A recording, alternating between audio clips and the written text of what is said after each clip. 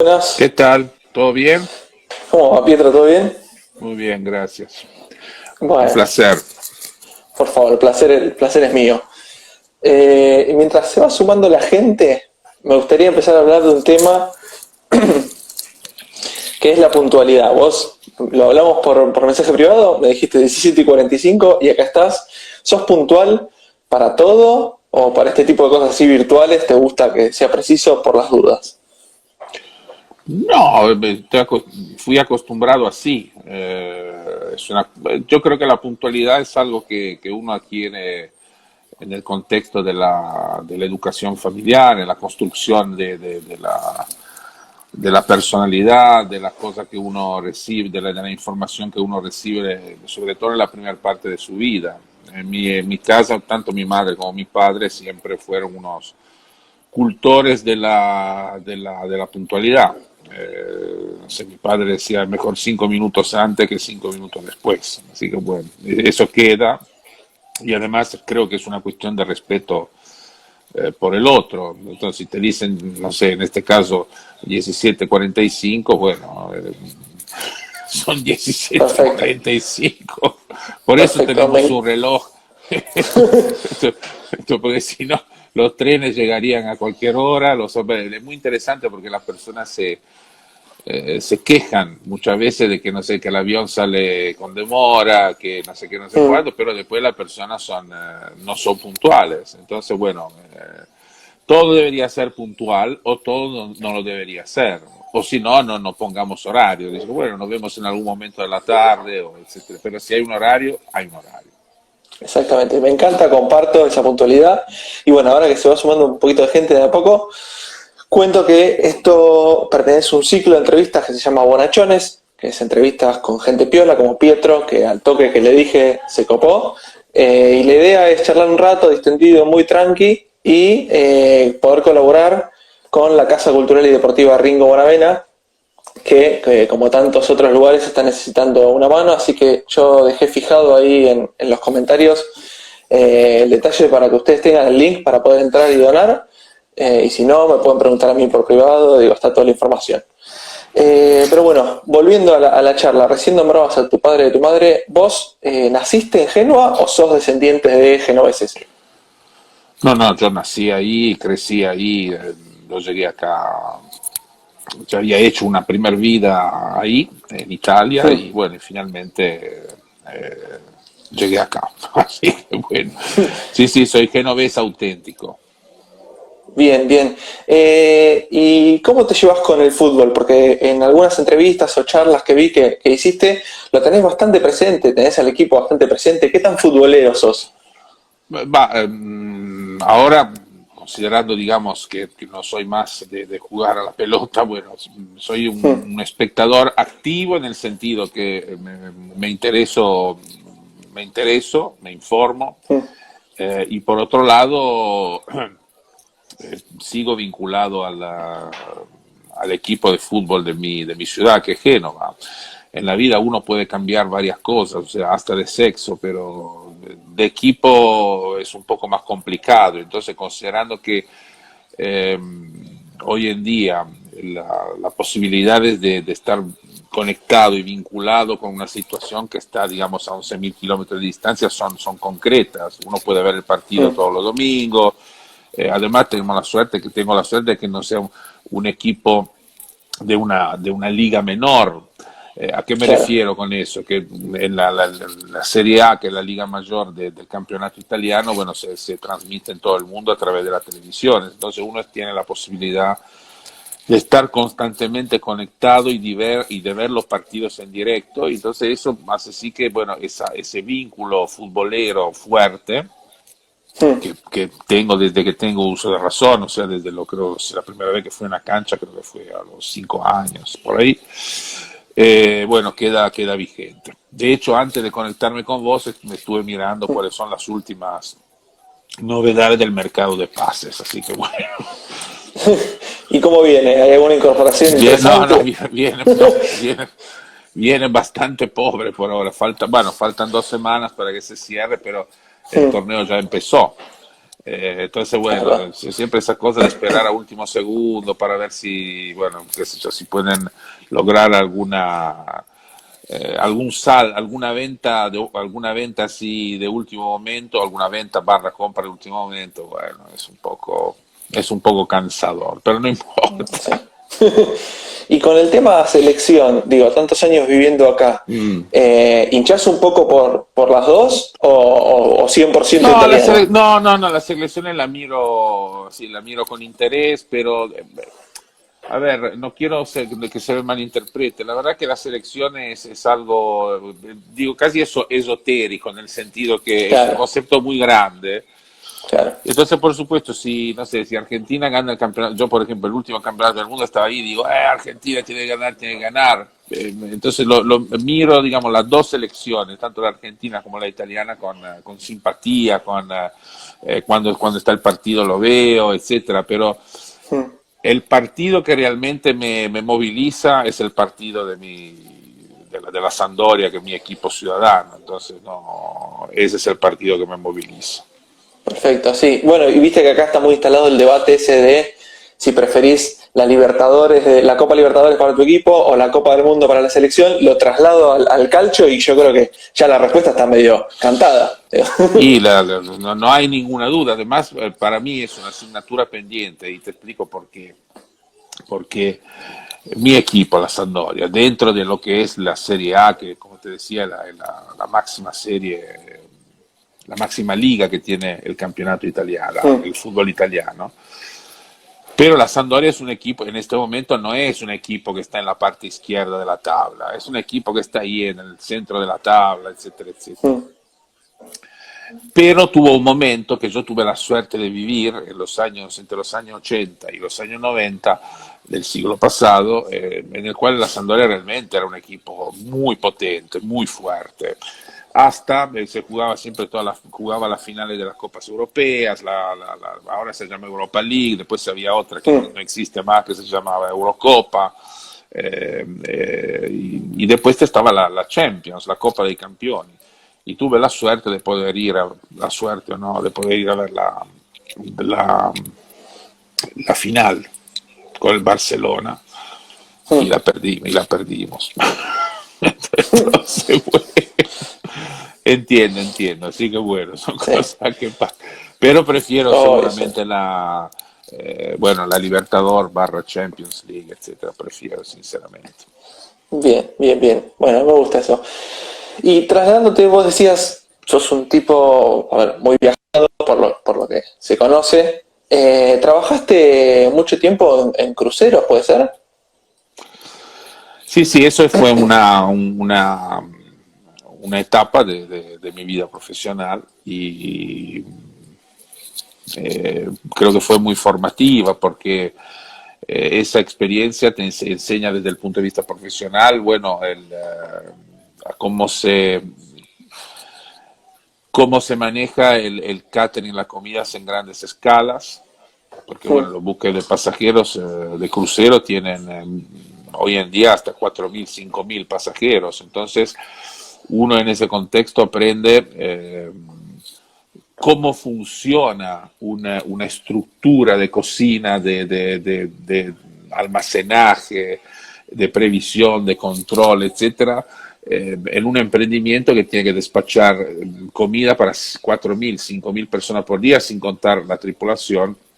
Y mm. en el caso de los pasajeros comen 4 o 5 veces por día, porque la comida es uno de Claro, los atractivos, si queremos llamarlos así, del barco. O sea, salir del barco que pesas, es como acá la cuarentena ahora, o sea, que todos engordaron, más o menos pasa lo claro. mismo en Y el aparte crucero. muchos pagan de antemano las comidas y dicen, bueno, entonces está incluido, entonces vamos a comer todo el día. Sí, sí, la comida normalmente está incluida, lo que no está incluida es la bebida. Bueno, entonces Claro. esa experiencia fue eh, que se produjo porque yo trabajaba en una empresa que justamente manejaba ese negocio en los buques de crucero, entonces yo me tenía que formar en ese ámbito, formar Mm, profesionalmente. Bueno, esa experiencia fue muy importante porque además de lo que te acabo de explicar, te sirve para entender que no existe solamente uno con su manera de ver la comida, etcétera. Existen diferentes maneras de ver la comida, porque el buque de crucero tiene del lado de la tripulación diferentes nacionalidades. Mm. Eh, entonces cada uno tiene sus costumbres, entonces son importantes porque ese es un contexto, como te decía, en el cual la comida es significativa, porque imagínate los tripulantes, no es que los tripulantes pueden hacer lo que quieren, bajar en un puerto, no, es un ámbito cerrado, no digo que es una prisión, pero es un ámbito cerrado donde no podés interactuar con los pasajeros en general, entonces la comida se transforma en un momento importante. Y por lo tanto, Claro. bueno, pero ese momento importante no es exactamente el mismo no sé, un español que para un salvadoreño o por, no sé, un señor de Rusia o de Noruega o de perdón, o de Suecia. Y entonces, bueno, pasa Mm. eso. Uno se forma y empieza a comprender eso desde el lado de los pasajeros y de los tripulantes y las cocinas se tienen que adecuar. Además de todos los viajes y la comida y la organización que vos decías, ¿conociste quién es hoy tu mujer en el crucero? ¿O me Sí, sí, equivoco? desde ya. No, no, en realidad la conocí. Es, eh, sí, fue un momento de ese periodo en el cual sí, efectivamente nos conocimos y bueno, y desde ese momento que ocurrió me parece que ahora son 32 años atrás, bueno, seguimos Ah, juntos y disfrutando de la vida y de las cosas que pasan. Así que bueno, también un bueno, numerazo. fue un momento, digamos, fue un ámbito que bueno, que me dio muchas alegrías, muchas felicidades. Así que bueno, mucha felicidad. Bien, y te llevo a otro momento que es más actual. Ahora estás como columnista, entre tantas cosas, estás como columnista en Últimos Cartuchos, programa de radio. ¿Cómo es para vos meterte en un mundo como bastante distinto? Digo, es un programa que medio rompe las reglas de lo que es el clásico programa de radio. ¿Te sentís cómodo? ¿Te costó acomodarte? No, no, al contrario. Me divierten mucho esas cosas. Una de los temas recurrentes, te diría yo, en mi trabajo es el de buscar siempre cosas nuevas, de vincularme con personas más jóvenes. Obviamente, bueno, lo digo ahora, cuando yo tenía 30 años no tenía la necesidad de vincularme, pero quiero decirte, en mi etapa profesional madura siempre me gustó eh, eh, trabajar con personas más jóvenes porque eso sirve, es muy importante, sirve por muchísimas razones. Uno, primero porque uno se mantiene, digamos, actualizado en relación a las cosas que suceden, a cómo los jóvenes, que son las nuevas generaciones, perciben ciertas cosas. Y dentro de nuestro trabajo específico es importante entender por un lado, cómo se mueven los jóvenes en relación a la comida y al vino y bueno, a todo lo vinculado a la enogastronomía. Y también por otro lado hay una cuestión inversa, que es la de hacer lo posible desde el punto de vista de la comunicación para que los jóvenes intenten acercarse a ciertos valores enogastronómicos que en los últimos años se están diluyendo un poco. Entonces, bueno, la verdad que es una cuestión emocionante y yendo al caso específico de Último Cartuchos me divierte mucho porque, bueno, los dos conductores son realmente muy talentosos, o sea, hay gente que realmente hace la diferencia, es un programa distinto, es un programa con humor, con ácido en un punto, a veces transgresor, o sea, y bueno, eso es interesante desde el punto de vista profesional. Entonces uno se tiene que meter en ese juego y la verdad que personalmente tengo que decir que me recibieron con mucho afecto, con mucho cariño, con mucho respeto y la verdad que la pasamos bien. De hecho, la columna es bastante larga, dura aproximadamente 30 minutos. O sea, hablar 30 minutos en un programa de estas características no es poca cosa. No, para nada. Te enganchaste al punto que usás sus modismos, porque en las columnas, digo, te escuchamos decir Kinga, Kingón, que es un modismo muy de ellos. Digo, te Bueno, pero gusta hay también que, eso. hay que jugar en el sentido, primero que Sí. me divierte, porque la verdad que la palabra es divertida y es genial. Bueno, es otra genialidad de Miguel Granados. Y por otro lado, si uno juega en un contexto, tiene que jugar. Con esto no quiero decir que no lo hago en serio, pero No, es no, un no. juego hecho en serio, o sea, porque tenés Mm, que estar dentro tenés que meterte dentro de ese mecanismo, porque si no, bueno, justamente la persona que el público que tiene el programa es un público, no sé, debe ser un público 25, 35, por ahí, quizás un poco menos. claro, Si no te metes en esa frecuencia, ni te escuchan, o sea, claro, sí, es muy difícil comunicar lo que querés. no podés comunicar. Entonces creo que, Claro, bueno, hay una manera correcta, coherente de comunicar es meterse en ese juego y al mismo tiempo proponer las cosas que uno quiere transmitir de una manera sencilla, con un lenguaje claro. sencillo, con cosas claras, sin hablar de cosas absurdas o abstractas, etcétera, etcétera. Hay que hablar de cosas concretas que todo el mundo pueda entender bien. Exacto, exacto. Sí, la verdad, como espectador del programa, disfruto tus columnas porque son muy Gracias. coloquiales y son es simple entender algo que por ahí a veces es tan complejo como la cocina. Hay que hacerlo Y simple. exacto, exacto. Y en este paso de los años y las profesiones y las cosas que me decías que hacías, ¿hay algo que hayas hecho que nunca se nos imaginaría pensar que lo hiciste vos? Digo, no sé, algo muy extremo, no sé, hacer un, no sé, No lo sé. actuar, Bueno, ponerle, o algo que por ahí no, no no, pero a encaje ver, con el prejuicio no de tu sé. persona. Eh, bueno, me hablaste de, no sé, actuar.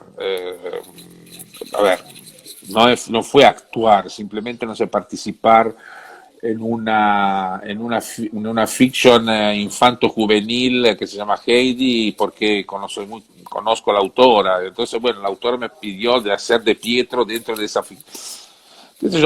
La verdad que no, es muy difícil que yo Mm, rechace algo, pero no por avidez, sino porque realmente me interesa. O sea, eh, eh, es algo que me estimula, es una prueba, es uno ve si puede, claro, si no puede, pero sin el afán, no sé, hay gente que para ir 15 minutos en la televisión, o sea, mataría, no sé, obviamente es una imagen extrema, pero mataría. sí, sí, No es que uno participa en eso, por ejemplo, en mi caso, yo no es que participo en eso porque bueno, tengo esas cosas de que me tienen que ver. No, simplemente porque me gusta entender cómo es.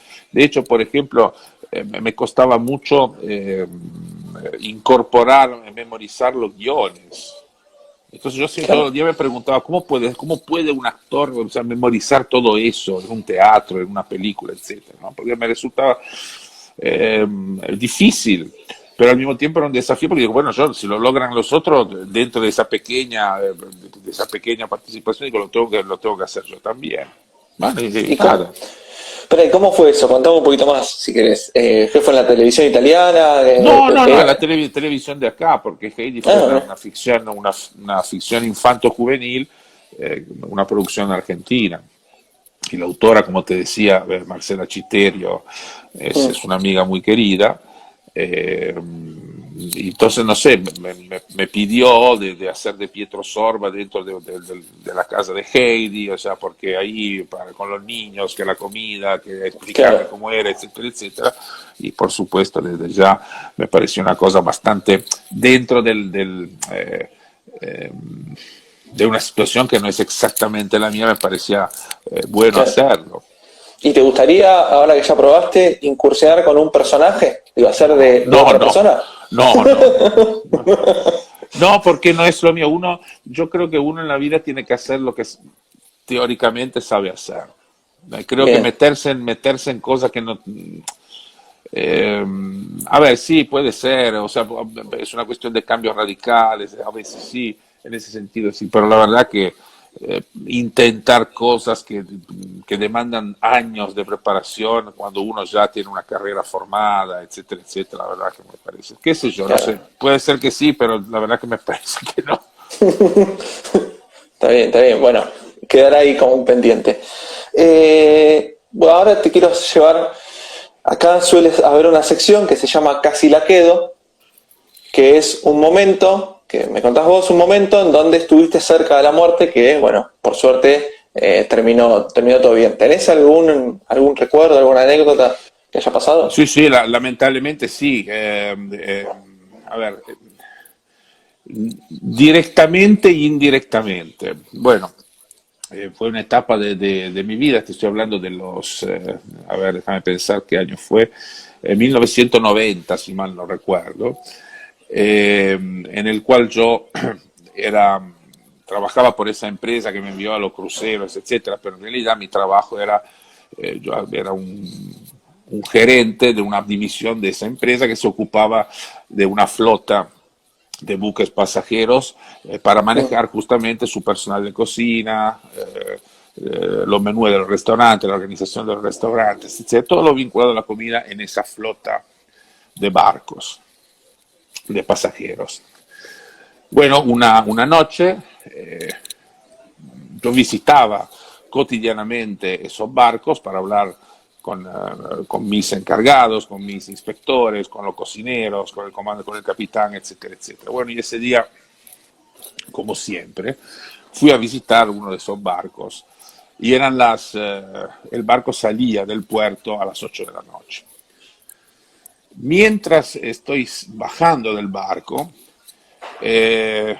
una persona, un integrante de la tripulación me dice, pero ¿por qué no viaja con nosotros esta noche? Entonces le digo, no, porque tengo que volver a mi casa. Ese lugar que se llama Livorno está a 174 kilómetros de Génova. Entonces digo, no, porque tengo que volver a mi casa, son 1 hora y media de auto, entonces quiero volver, quiero estar con mi mujer, etcétera, etcétera. No, pero venga, viaje, después. El viaje en realidad era corto, porque uno llega a la isla de Cerdeña al día siguiente, a la mañana, y después vuelve.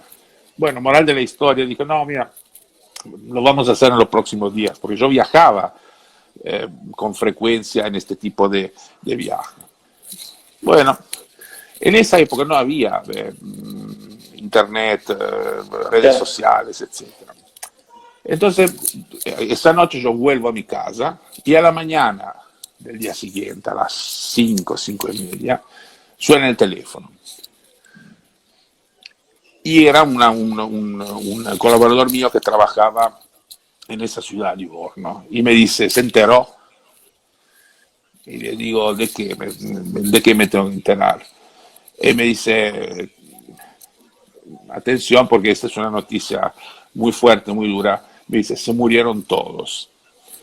Pero dice, ¿quién se murió? Se murieron todos los del barco.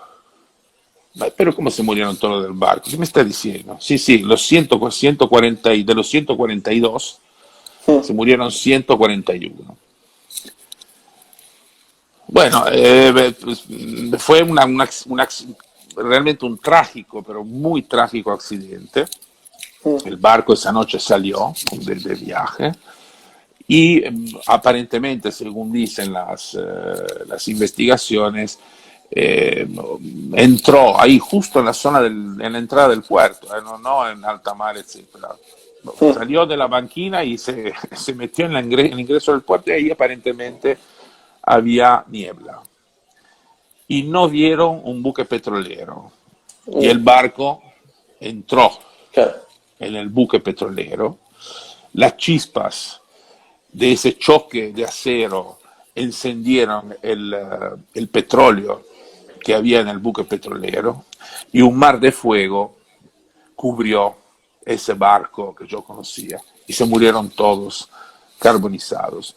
De esas personas que se murieron, 44 eran parte del personal de la cocina, todas personas que yo conocía personalmente, que yo había metido en ese lugar, porque bueno, para nuestra dinámica de trabajo, como si alguien abre restaurantes y elige el personal para que trabaje en ese restaurante. Así que bueno, esa fue una de las situaciones donde la muerte dramática, estuvo muy cerca de mi vida. Sí, te pasó bastante cerca, digo, a veces Sí, sí. es muy loco como por una decisión. Así, ¿eh? Sí, sí. Sí, porque si te lograban convencer, era otra historia. Además era una cosa habitual, en el sentido que no era algo fuera de lo común, era algo que yo hacía normalmente. O sea, sí, vamos, o sea, viajo claro. con ustedes, así hablamos, veo el trabajo, etcétera, de paso hablamos del trabajo y yo a la mañana, al día siguiente volví. Y esa noche decidí no ir. Muy loco. ¿Y después te costó volver a los barcos o No, trataste? pero a ver, esa situación realmente Mm, te impacta mucho, porque primero son todas personas que uno conoce, después uno se empieza a plantear cosas que en realidad no tienen mucho sentido, pero que sí surgen, como, y bueno, ¿por qué acepté de meterlo ahí? O sea, en lugar de meterlo en otro lugar, pero esas cosas no las sabe nadie, o sea, digo, no. no. Pero bueno, esas cosas pero te circulan en la cabeza por un tiempito y después, bueno, depende de uno metabolizarla de la mejor manera posible. Eso no significa olvidarse, pero significa que lo tenés que metabolizar. Uno Mm, tiene que entender que, bueno, que pasó. mm. Bueno, gran historia que me contás. Y para terminar un poquito más arriba, más alegre, yo tengo una duda de hace mucho tiempo y me gustaría que alguien que sabe tanto como vos lo pueda aclarar. Eh, la tortilla de papa, ¿es entrada? ¿Es plato principal? ¿Vale para todo? Es un plato, la tortilla es gauchita, o sea, la tortilla es generosa, es un plato que se adapta a todo. Hay gente que la come en sándwich. Entonces, por su sabor, por su textura, por los ingredientes que tiene, se Mm, presta perfectamente bien para muchos usos. Entonces, si uno tiene, obviamente, si uno tiene eh, una tortilla de esas que algunos llaman babé, mm, eh, esa no la podés utilizar, por ejemplo, cortada en cubitos, porque bueno, claro. por su textura, porque tiene una parte semilíquida en su interior, entonces eso no va. Pero si uno tiene una, no sé, una tortilla un poco bajita, húmeda, pero que se pueda cortar en cubitos, esa puede ser una parte, una integrante perfecta de una tabla, de una picada, etcétera, etcétera. Es un plato vegetariano, no vegano, es vegetariano, perfecto. Uno se hace una Mm, tortillita para dos personas, cuatro huevos, dos papas, una cebolla si quieres, y tenés una tortilla excelente que podés acompañar con una ensalada y es una cena. Tenés un grupo de amigos que tienen que venir a tu casa y quieres hacer una entrada simple y rápida con las cosas que uno normalmente tiene en su cocina, la preparás y nadie se va a quejar porque la tortilla le gusta a todo el mundo. Entonces, quiero mm. decir, la verdad que ahora estoy pensando si existe una variante dulce, pero eh, Estaría bueno. simplemente cuestión de agregarle azúcar Sí. a la mezcla y hay que ver cómo resulta como postre. ¿Y Pero hay, sí, hay alguna versión propia de tu ciudad o de la zona? no se comen tortillas de papas en mi ciudad. En Génova se comen tortillas más no sé, de zucchini, de acelga, pero la tortilla de papa no es parte de la cultura gastronómica de Génova y de la Liguria. Génova y la Liguria tienen una cultura gastronómica interesante, pero no lo digo porque pertenezco, digamos, a esa cultura, lo digo porque realmente es una cocina prácticamente vegetariana Mira, en sí, o sea, claro. aceite de oliva, mucha verdura, el pesto, las tartas saladas que se hacen por supuesto con mucha verdura o con arroz, Mm, pescado, carne muy poca. Entonces, bueno, muchas hierbas aromáticas. Entonces, bueno, es un lugar donde realmente uno desarrolla una sensibilidad mm, especial hacia una comida de bajo impacto, te diría yo. No hay mucha carne, no hay mucha grasa, no claro, hay mucho frito, no hay mucho, etcétera, claro. etcétera, etcétera. Así que Pero quien te bueno, dice pueden ser pueden haber sido los precursores del vegetarianismo y en breve se empieza a popularizar no, la pero comida mira, genovesa. si lo tengo acá, bueno, no lo tengo. Esa A ver, acá, mira. biblioteca, esa biblioteca es increíble. Sí, ahora espera que se cae todo. Seguro, ¿eh? Vamos a tenerlo en vivo. ¿Sabes? Mira, No, y es toda una parte que no se ve.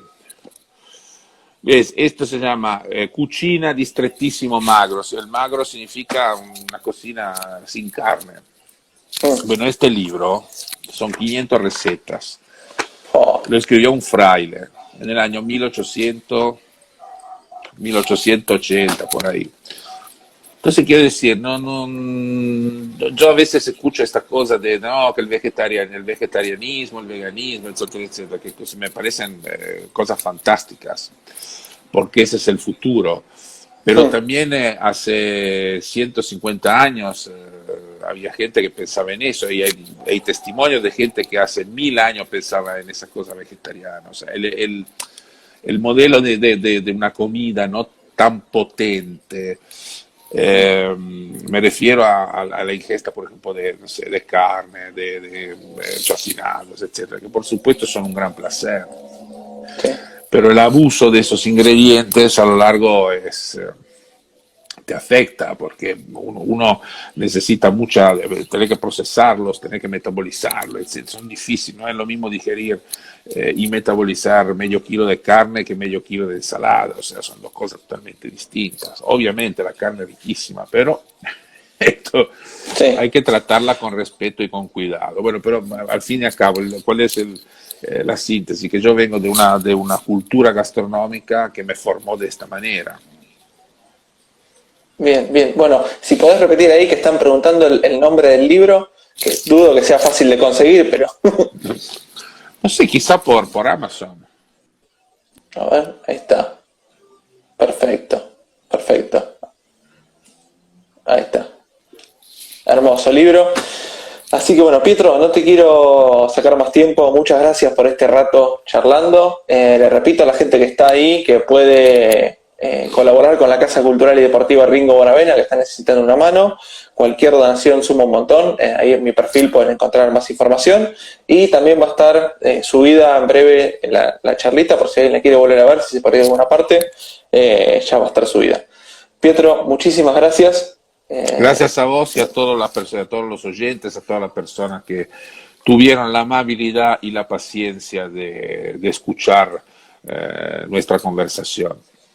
Por favor, gracias a vos. Siempre es un placer escucharte y será hasta algún otro momento. Gracias.